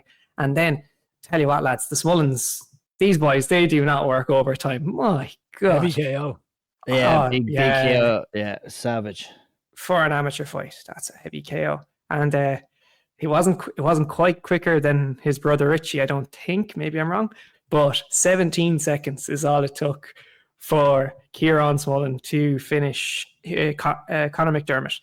I think Richie got 29, if I remember correctly. So maybe it was a little bit quicker, was it? It was indeed. So, Jesus, look at that now. So, not getting paid by the hour, the Smullens. Right. No, I get paid by the second at this rate. But look, all that really happened this one, Smullen was stalking Conor McDermott early, pressuring him against the cage, kind of threw a big low kick to stop McDermott circling off to the left, double jab, and a big right hand to finish the fight. Ref did really, really well here to step in and stop any further damage because, Christ, that was, as you guys said, heavy knockout. Big win for Kieran Smullen, and it's been a good few weeks for the Smullen family. Speaking Irish MMA families, lads, jeez, they're all over. They're everywhere. I've got some fancy matchmaking there. There's a lad that I remember seeing fight Matthew Poore, and he had a heavy KO on I think he's 1-0 as an amateur, and he's fighting on this. I think it's Chaos he's fighting on, or it might be the other one. Might be called. I can't remember. But if he wins that fight, stick him in against Kieran Smullen. Have two fucking heavy-handed bangers of heavyweights. Get him in. Two brutes going in. Get them on a card against each other. Love it. Speaking of Auld Triangles and Auld Triangle of the Year, we have to talk about Jack Maguire. Fantastic win at Oktagon this past weekend. And I tell you, I want to give Oktagon some kudos as well, because they've been slowly and surely building throughout this year, and it's been a very, very successful year for Oktagon MMA. Obviously, with the extra Irish interest, they have the likes of Will Fleury, and obviously the signings of Jack Maguire. We had a couple of more lads that were in on that show that they had as well on Channel 4. So I think they've been doing a fantastic job. Gave Jack Maguire the opportunity to come in here against Radek Rousel. A tough fight on paper for Jack, but Jack is as tough as they come. Started the fight quite well, established the jab well, bloodied up the nose of Rousel. More impactful shots, I think, were coming from Rousel, and that danger was always there. And what I was saying to myself when I was watching this fight, lads, is I was like, I wanted to see more more combinations from Jack. He was throwing the 1 and the 2 and then being a little bit reluctant to throw after that. And I think we saw in round 2 why he was reluctant, because he did catch that big overhand right. He got dropped, but he recovered savagely well, locked in the triangle choke and got the win in round 2. So he scraped victory from the jaws of defeat, and it was beautiful to watch, smearing himself full of blood after the fight. Just a typical Jack Maguire performance, and an excellent finish as well. The man is never beaten, and he was savage to watch. It was a great comeback, and I tell you, like I said, it's going to be a tough one to come back from for anybody else for the Auld Triangle of the Year award, because that was sensational from Jack Maguire. It was brilliant, and I mean, like the whole experience or week from was great, because you have him going in against Radek Roussel, who's this like aggressive, in your face, will try and get under your skin at the weigh-in.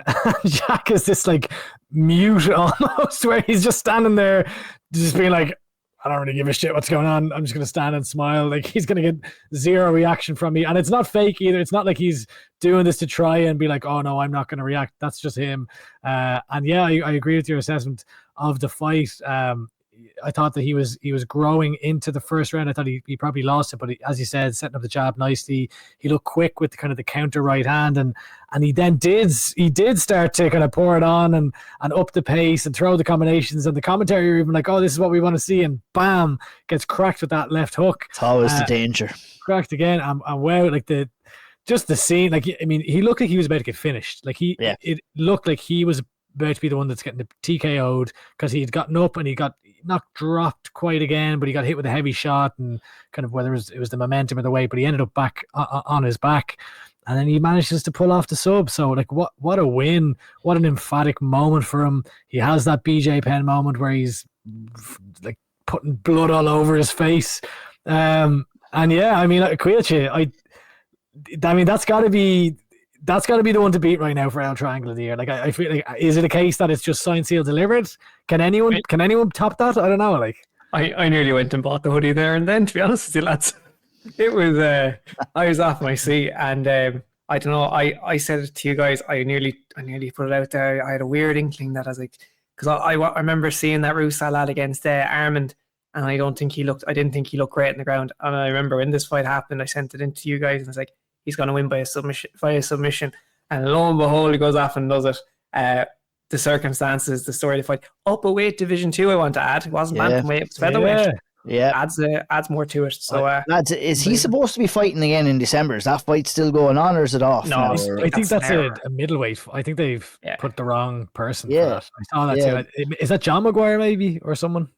It has to be, because I'm looking in at this guy, and it doesn't make any sense that, like, I definitely think it's not a good idea to go out and fight again in December. That being said, I think there's a mistake here. Yeah, and talk to the crew there, Tapology, up to their old tricks again. Come on, Caoilte, lad. Come on. I'm gonna blame Oktagon here, actually. Oh yeah, that old chestnut. Suggestion, right? So now, will anyone agree to do this? Probably not. But I feel like an Auld Triangle Christmas special, right, where Caoilte has a short list of Auld Triangle nominees, chokes of the year, and they have to plead their case why they should win. They have to beg. They have to beg for the hoodie. Okay? You all have to beg for Caoilte's hoodie, not my hoodie, Caoilte's hoodie. You have to beg Caoilte. Well, it would kind of be, a build off this year, because really we had a fighter that had to beg Andy Stevenson to get TKO nearly had to get down on his hands and knees and beg Andy Stevenson. Yeah, and he lives a stone throws away. You know what? Yeah, that's what he should do. Right? So I don't know. I don't know what you have against. I don't know what you have against these fighters, Andy, but geez, man, I don't know. You run a tough ship. You run a tight ship, man, and north side, I'm afraid. That's it.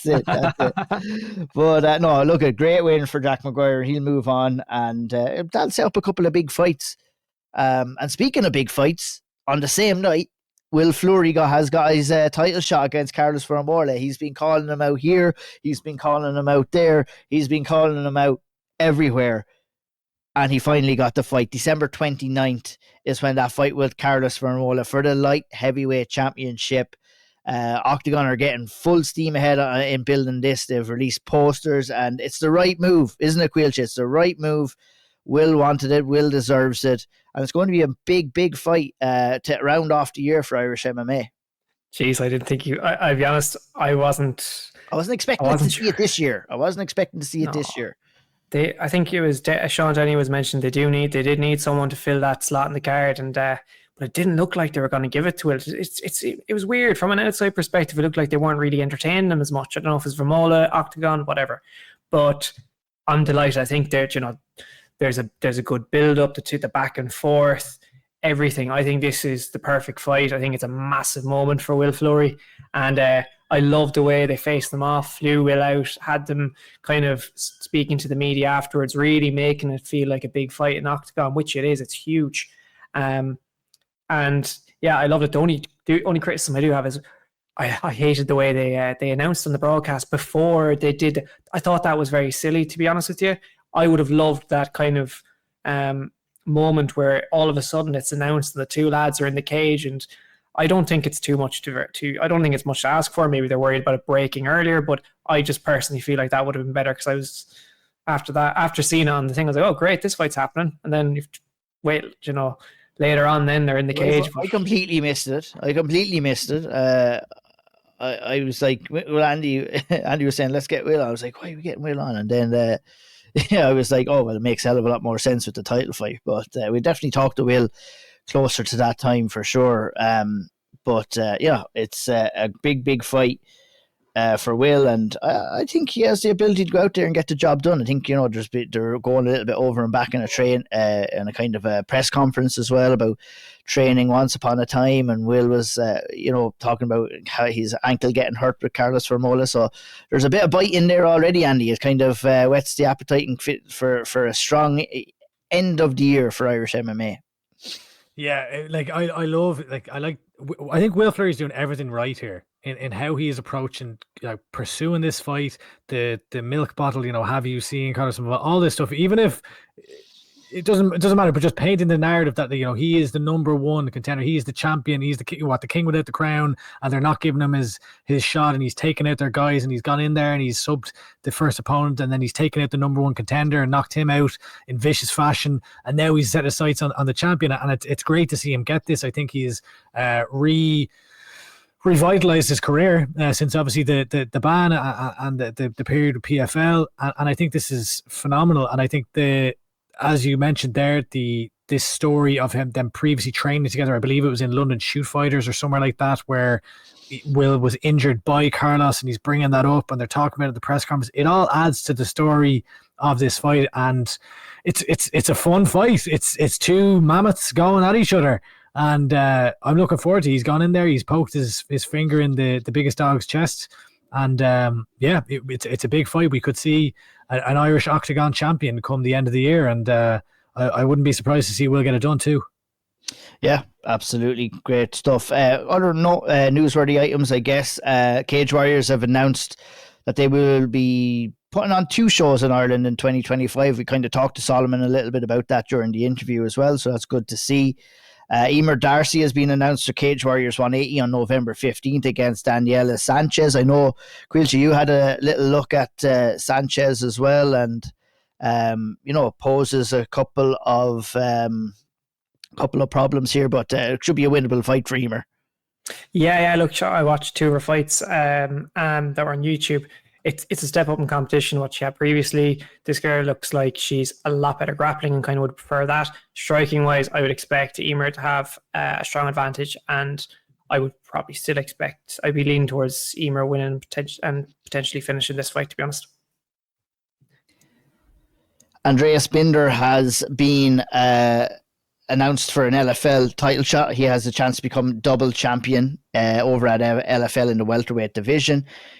December 8th, he takes on Melvin Van Sujam for the welterweight title. Good to see him back in that spot, Andy, isn't it? Obviously, he was supposed to there was rumours maybe that he might go and get another shot at PFL. I know the PFL's cards have fallen out. Maybe, that's a topic of conversation we could talk about in the next podcast. I mean, PFL and Bellator shows are gone by the wayside now, which is not good for any of the Irish stars that are in there right now. But Andreas Binder has found a fight against Melvin. LFL 15, December 8th. Good chance for him to become a double champion there in that division. Yeah, I think it's a very smart move for Andreeas to take that and pursue that. Like, he had so much momentum when he came through LFL that first time, and obviously he was due to go into PFL, and there was the weight miss issues, and he's kind of put that behind him now. He most recently was kind of like a backup fighter and made weight for one of their events. But look, he kind of needs to just get the ball rolling again and get the momentum going behind him. Like, it's not through his performances that he's lost it. It's more that weight issue, which is he's kind of put behind him now. So I think this is a great opportunity if he can string together, with everything. Any fighter who is in where, say, Andreeas is in his career, you're wanting to start making that push for the UFC if that's your goal. And realistically, there's basically a season now in MMA where the Contender Series happens throughout the summer into kind of September time, and you need to have your resume, essentially your CV, ready to hand into them, 6 weeks or 8 weeks before then, to say, get me on this schedule. And so you need to have, wins and finishes to back that up most recently. So I think it's a smart move by him, and he probably needs to stay quite active if that is what his goal is here. But perhaps it'll be PFL or Bellator. But as you said, it's so up in the air now at the moment as to what's going on there or what opportunities there will be. And I guess that remains to be seen as we move into next year. Yeah, indeed. Before we round off and we'll send it over to Caoilte for the IMMAFs, we just want to mention too a big story that's happening right now in Ireland, and that's the civil case that's been brought up against Conor McGregor. We're currently going through court proceedings right now. We have decided that we'll discuss it once the case is over. Obviously, it's right in the midst now, so we've seen go through 4 days in the criminal court now, or no, not criminal court, in a civil case, and we've decided to hold off. We'll share our comments on that after the case has been kind of settled and all the details have been out as well. So that's big news. We're not shying away from it. We're just going to wait until everything has been said and done. Yeah, and like if you follow the likes of Paul Healy or there's a variety of kind of mainstream publications that are covering it, that are in the court and covering it day by day. Obviously, there's a lot that's coming out, a lot of information and detail each day. So it's kind of all summarized in a nice, neat package there. I just happen to be following him. He's doing a fantastic job in covering everything. Yeah, it's a play-by-play. So yeah, I think obviously we're recording this the weekend. This will be out on Wednesday. So yesterday, Tuesday, it'll have picked back up again. So we're probably a bit outdated here anyway, as we're talking right now, by the time this comes out. But yeah, more information will come out. It's obviously due to take around 2 weeks.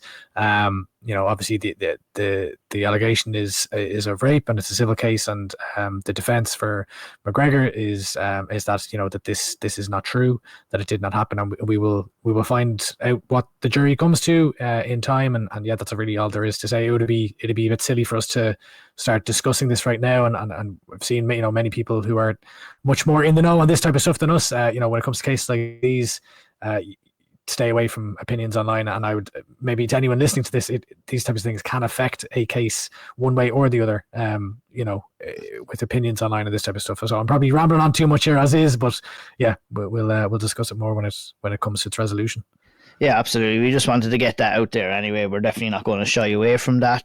We just wanted to mention it, and we will circle back around on the next episode of the Old Triangle to do that. But on a more positive note, IMMAFs have gone down. We've had lots of successful stories coming out of the IMMAF tournament this year. Caoilte, bring us through some of the best of the action and some of the medal winners. I know, I think without labelling anyone, I'm going to label Amy Scully. I think has been a good story for the tournament. She's been pretty good. So I'll let you kind of take us through the ins and outs of the IMMAFs.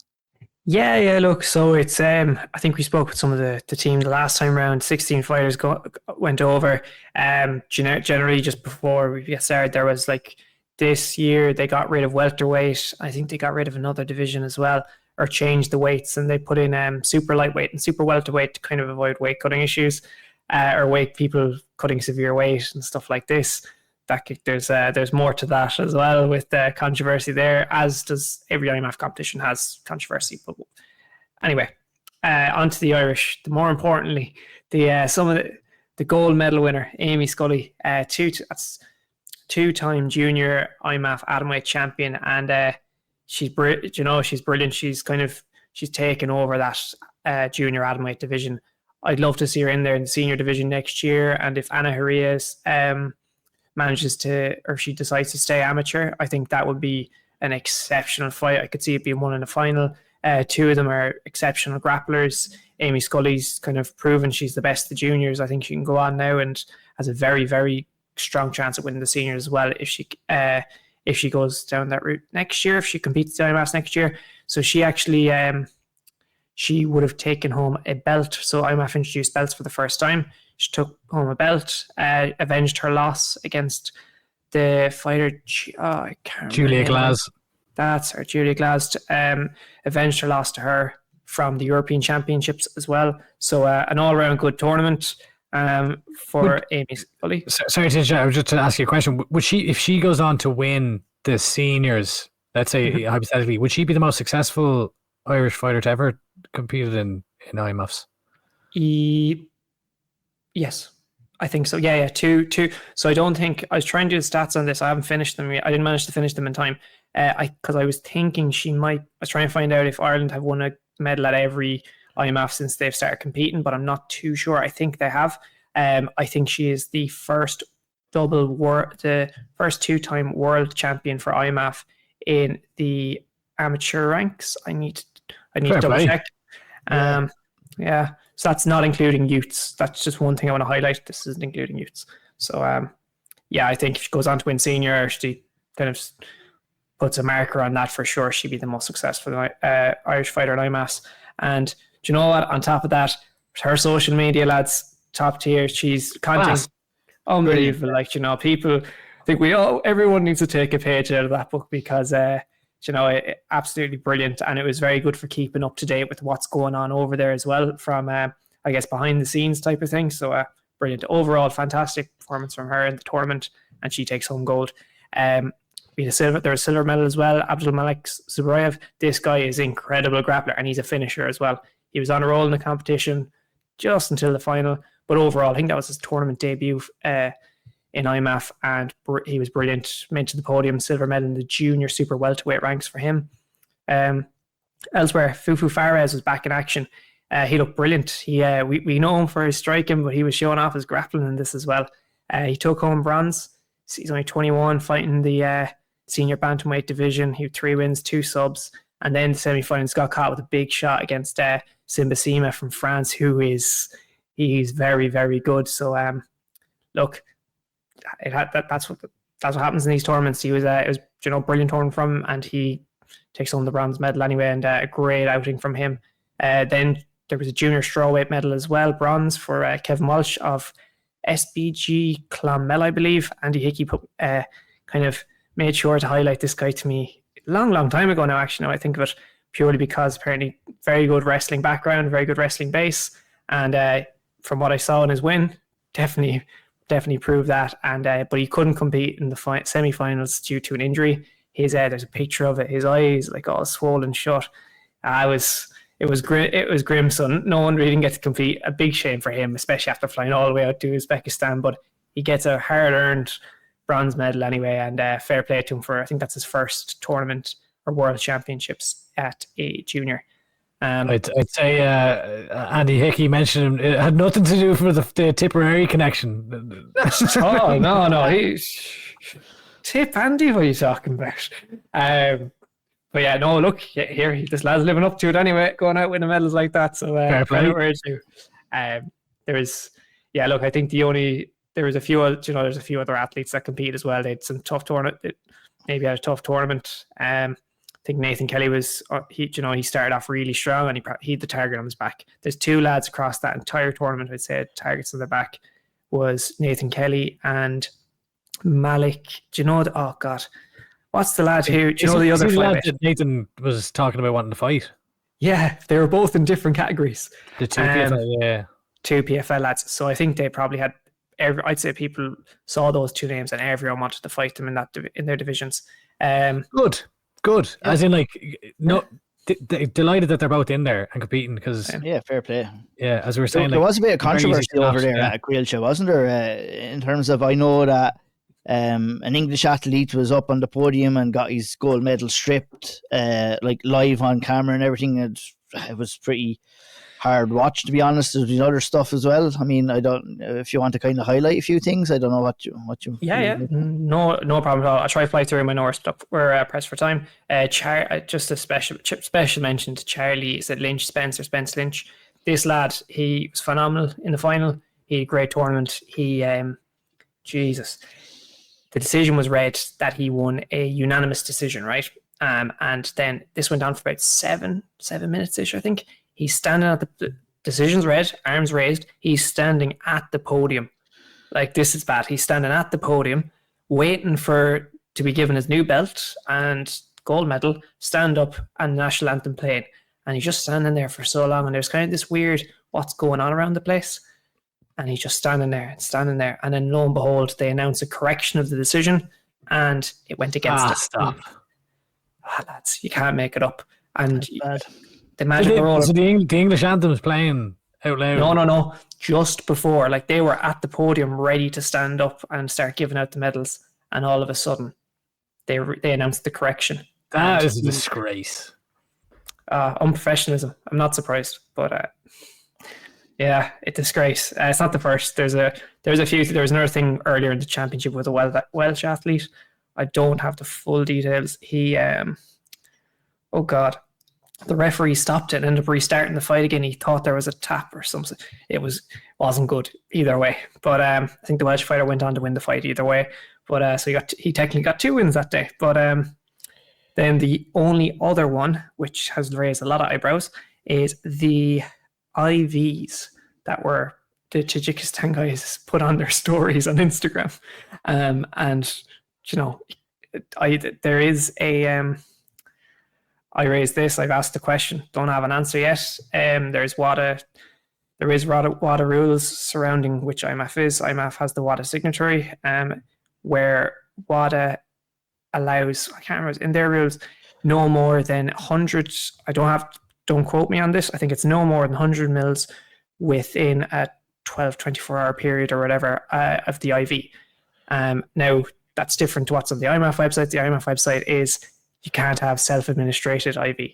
So that almost indicates... There you go. Yeah. It's like there's no clarity. Now, I have no idea I have no idea what's happening here.